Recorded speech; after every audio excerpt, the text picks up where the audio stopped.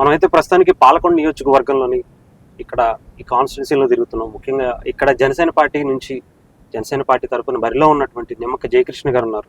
ఆయన అడిగి ఇక్కడ ప్రచారం ఎలా జరుగుతుంది, అలాగే ఇక్కడ గెలుపు అవకాశాలు ఎలా ఉన్నాయి అనేది ఆయన అడిగి తెలుసుకుందాం. సార్ నమస్తే. నమస్కారం. ఎలా జరుగుతుంది సార్ ప్రచారం? చాలా బిజీగా షెడ్యూల్ చేసుకున్నారు. ఎలా ఉంది సార్ ప్రచారంలో? ఎలా తీసుకుంటున్నారు? ప్రజలు ఎలా రిసీవ్ చేసుకుంటున్నారు? ప్రచారం చాలా మెండుగా ఉందండి, బాగుంది. ఈరోజు ప్రచారంలో అన్ని గ్రామాలను కూడా సందర్శిస్తున్నాను. ప్రజల నుంచి అనూహ్య స్పందన ఉందండి, ముఖ్యంగా గిరిజనుల నుంచి. ఈరోజు గిరిజనుల నుంచి ప్రత్యేకంగా ఏదైతే మనం గాజు గ్లాస్ పైన పోటీ చేస్తున్నామో, గిరిజనులు ఈసారి ఖచ్చితంగా పవన్ కళ్యాణ్ గారికి ఓటు వేయడానికి, అలాగే నన్ను గెలిపించాలని ఒక కుతూహలంగా ఉన్నారంటే ఖచ్చితంగా నేను ఎన్నికల్లో విజయం సాధిస్తాను, ధీమాన్ని వ్యక్తం చేస్తున్నాను. సార్, గత 2 సార్లుగా మీరు పోటీ చేసి విజయం వరకు వెళ్ళారు, కానీ గెలుపు అనేది రాలేదు. ఈసారి జనసేన కలవటం వల్ల మీరు గెలిచే అవకాశాలు ఎంతవరకు ఉన్నాయి? జనసేన క్యాడరు, మీరు ఇంతకుముందు టీడీపీలో వర్క్ చేసినప్పుడు ఆ గెలుపు అనేది రాలేదు. ఈసారి జనసేనలో మారటం వల్ల ఏమన్నా గెలుపు అవకాశం ఈజీగా ఉంటుందంటారా? ఖచ్చితంగా అండి. ఏదైతే జనసేన ఓట్ బ్యాంక్ ఉందో, మరి జనసేన ఓట్ బ్యాంక్ తో పాటుగా తెలుగుదేశం ఓట్ బ్యాంక్ అంతా కూడా నాకు పూర్తి స్థాయి సహకారం అందిస్తున్నారు. వాళ్ళందరూ కూడా మండలాల వారీగా వారి యొక్క సహకారం పూర్తి స్థాయిలో ఉంది. అలాగే ఇప్పుడు ఎవరైతే కొత్తగా ఓటర్స్ కలిశారో చాలా మటుకు యూత్ అండి, మ్యాక్సిమం యూత్ అందరూ కూడా ఈసారి జనసేనకు వేయాలని ఒక దృఢ సంకల్పంతో ఉన్నారు. వాళ్ళందరూ కూడా సపోర్ట్ చేస్తున్నారు. వాళ్ళ యొక్క సహాయ సహకారాలతో పాలకొండని నేనైతే కైవసం చేసుకుంటాను. ఖచ్చితంగా జనసేన పార్టీ పాలకొండ నియోజకవర్గంలో గెలుస్తుందండి. అంటే ముఖ్యంగా ఇక్కడ ఎక్కువ కూడా గిరిజనులు ఎక్కువగా కనిపిస్తూ ఉంటారు మనకి. వీళ్ళకి ఎప్పటి నుంచి, ఎన్ని సంవత్సరాలు, మనకు స్వాతంత్రం రాకముందు నుంచి ఇప్పటి వరకు కూడా వాళ్ళు మెడికల్ గా కావచ్చు, తాగునీటి సమస్య కావచ్చు, వాళ్ళకి అన్ని సమస్యలుగానే కనిపిస్తాయి. వాళ్ళు వెళ్ళడానికి కావచ్చు, రావడానికి కావచ్చు, ఇవన్నీ కూడా. ఇవి మీరు ఈసారి జనసేన పార్టీ నుంచి పోటీ చేస్తున్నప్పుడు వాళ్ళు మీ మీద కూడా ఎక్స్పెక్టేషన్స్ పెంచుకుంటారు. వాళ్ళకి ఏ విధంగా మీరు బలాన్ని ఇస్తారు? నేను ఒక విషయాన్ని చెప్పదలుచుకున్నానండి. ఈ 10 ఏళ్ల కాలంలో ముఖ్యంగా వైసీపీ గెలిచారు 2 సార్లు. ఇప్పుడు కళావతి గెలిచింది. గెలిచి గిరిజన ప్రజల ఓటుతో గెలిచినటువంటి వ్యక్తి ఈరోజు గిరిజనుల అభివృద్ధి పూర్తిగా మర్చిపోయింది. ఆవిడ కేవలం డబ్బే సంపాదనే ధ్యేయంగా ఈరోజు పనిచేయడం మొదలు పెట్టారు. ఆవిడ ఈరోజు గిరిజన ప్రాంతాల్లో మౌలిక సదుపాయాలు కల్పించడంలో వైసీపీ పార్టీ, అలాగే వైసీపీ ఎమ్మెల్యే పూర్తిగా వైఫల్యం చెందారు. ముఖ్యంగా ఈరోజు నేను కొండ ప్రాంతాలు వెళ్ళేటప్పుడు సీతంపేట మండలంలో ఎక్కడైతే హిల్ టాప్ ఏరియాస్ కానీ, అలాగే యాక్సెసిబిలిటీ లేని ఏరియాస్లో, ముఖ్యంగా రహదారి సౌకర్యం లేనటువంటి గ్రామాలు, గతంలో 90% అన్ని గ్రామాలకి మనం 2014-19 టైంలో చాలా గ్రామాలకు రోడ్లు వేయటం జరిగింది.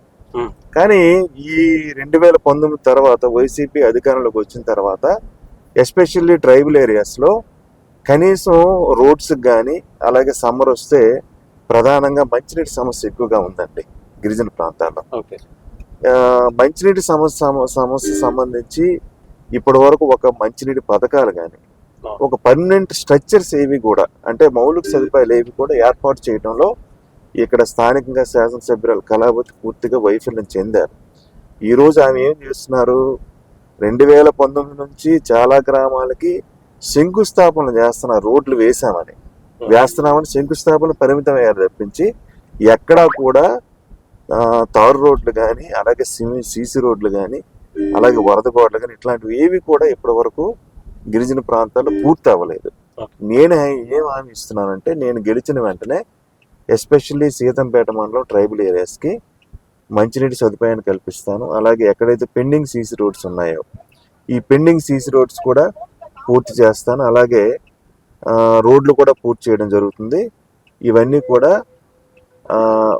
నేను గెలిచిన వెంటనే కూడా మొదటి ప్రాధాన్యత క్రమంలో పూర్తి చేస్తానని నేను తెలియజేస్తాను. అంటే ముఖ్యంగా జనసేన క్యాడర్, అంటే టీడీపీతో మీరు గతంలో చాలా సంవత్సరాలు జర్నీ చేసుకుంటూ వచ్చారు.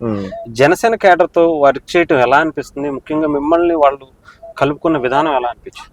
చాలా సంతోషంగా ఉందండి. జనసేన క్యాడర్ ఎవరు కూడా మంచి యూత్ ఉన్నారండి. వీళ్ళు యూత్ ఏదైతే ఉందో ఈ యూత్ని మనం కలుపుకుంటూ, అలాగే తెలుగుదేశం క్యాడర్ మనం కలుపుకుంటూ, యూత్ అండ్ సీనియర్ క్యాడర్ రెండింటిని కూడా సమన్వయం చేసుకుని ముందుకు వెళ్తే ఇక్కడ జనసేన పార్టీ గెలవటం ఈజీగా ఖాయం అండి.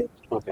ఆ ధీమనైతే నేను వ్యక్తం అంటే చేస్తాను. ముఖ్యంగా ఈసారి అంటే మీకు బీఫామ్ ఇచ్చేటప్పుడు పవన్ కళ్యాణ్ గారు ఏమని చెప్పారు? ఎందుకంటే చాలా తక్కువ టైంలో మీరు పార్టీలోకి రావడం జరిగింది. ఉమ్.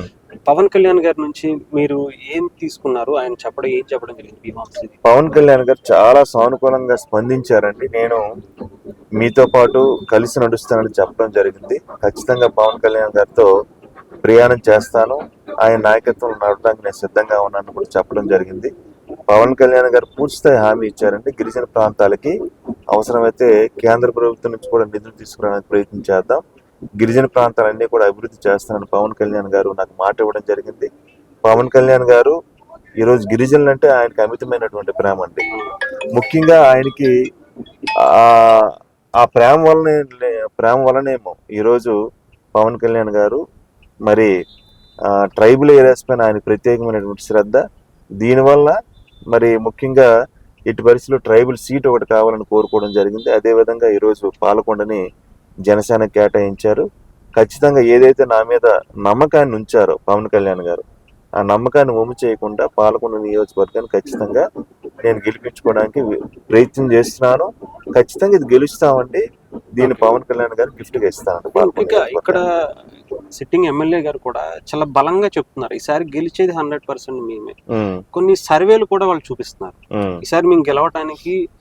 మేము చేయించుకున్నటువంటి సర్వేలు కూడా మాకు అనుకూలంగా ఉన్నాయి. మాకు ఇక్కడ కేడర్ మేము ఏం వర్క్ చేసామన్నది, సంక్షేమ పథకాలు కావచ్చు, ఇంకోటి కావచ్చు, ఇవన్నీ చాలా బలంగా వెళ్తున్నాయి. మాకు ఈసారి గెలిచే అవకాశాలు చాలా బలంగా ఉన్నాయని చెప్తున్నాను.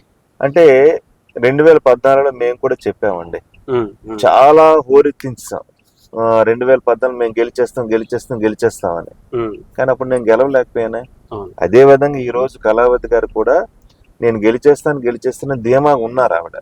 సరే, అలా ఉండడం కూడా మంచిదే. ఆవిడకైతే అనుకూలమైనటువంటి సానుకూలంగా ఎక్కడ కూడా స్పందన అయితే లేదండి. ఖచ్చితంగా ఆవిడ కేవలం ఆవిడ చెప్పుకున్నా తప్పించి గెలుపు అయితే మాది మాత్రం పక్కా అండి. ఓకే. అంటే ముఖ్యంగా మీరు ఇక్కడ రోడ్లు, ఈ వాటర్ సమస్య కాకుండా ఇంకా ఏమన్నా ఫైండ్ చేశారు? ఎందుకంటే మీ మేనిఫెస్టోలో చాలా ఎక్కువ మేనిఫెస్టో పెట్టుకున్నారు. అంటే పాలకొండకు సంబంధించి ఒక మేనిఫెస్టో తయారు చేసుకుని దాంట్లో కొన్ని కీలక అంశాలు కూడా చాలా వరకు పెట్టుకున్నారు. దాంట్లో ప్రధానంగా మీరు ఇప్పటికిప్పుడు మీరు గెలిచిన తర్వాత మొదటిగా తీసుకునేవి ఏమనుకుంటారు?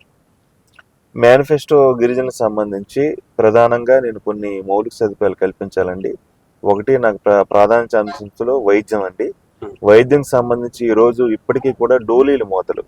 ఎవరికైనా ఒంట్లో బాగోలేకపోయినా, ఎవరికైనా జ్వరం వచ్చినా, ఎవరికైనా ఇతర సమస్యలు వచ్చినా సరే కొండ మీద నుంచి కిందకి రావాలంటే డోలీల్లో తీసుకురావాల్సిన పరిస్థితి.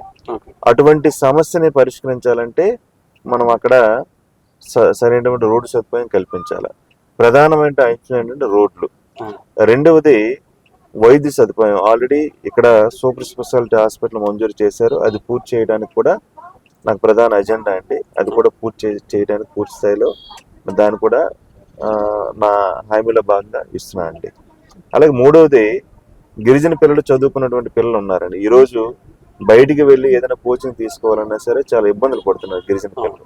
అందుకే గిరిజన పిల్లలకు అన్ని కాంపిటేటివ్ ఎగ్జామ్స్ లో ఉచితంగా వాళ్ళకి కోచింగ్ ఏర్పాటు చేసి గిరిజనుల గురించి, వాళ్ళు ఎంపవర్మెంట్ గురించి ఒక కోచింగ్ సెంటర్ని కూడా పెట్టి వాళ్ళు నీట్ కానీ, అలాగే కాంపిటేటివ్ ఎగ్జామ్స్ లైక్ మరి గ్రూప్ 1 కానీ, గ్రూప్ 2 కానీ, అలాగే బ్యాంక్ ఎగ్జామ్స్ కానీ, ఇట్లాంటి అన్ని ఎగ్జామ్స్ కొరకు ఒక కోచింగ్ సెంటర్ని ఏర్పాటు చేసి ఫ్రీగా ఉచితంగా గిరిజన పిల్లలందరికీ కూడా ఉచితంగా విద్యను అందించాలనే ఉద్దేశంతో ఒకటి ఏర్పాటు చేస్తున్నా అండి. అలాగే ఎవరైతే ఎంటర్‌ప్రెన్యూర్స్ ఎవరైతే ఉన్నారో, ఈ రోజు చాలా మంది చదువుకున్నటువంటి యువకులు ఉన్నారు గిరిజన ప్రాంతాల్లో. వాళ్ళు కనీసం ఒక వ్యాపారం చేసుకోవాలంటే వాళ్ళు కనీసం మరి ఆర్థికంగా ఇబ్బందులు పడే పరిస్థితి. ఆ విధంగా ఎవరైతే నిరుపేద అర్హత ఉన్నటువంటి గిరిజన విద్యార్థులు ఉన్నారో వాళ్ళందరికీ కూడా మరి పార్టీ నుంచి కానీ, మరి వ్యక్తిగతంగా కానీ సహాయం చేసి పూర్తిగా వాళ్ళు ఎంటర్‌ప్రెన్యూర్స్గా తయారు చేయడానికి నేనైతే సిద్ధంగా ఉన్నాను.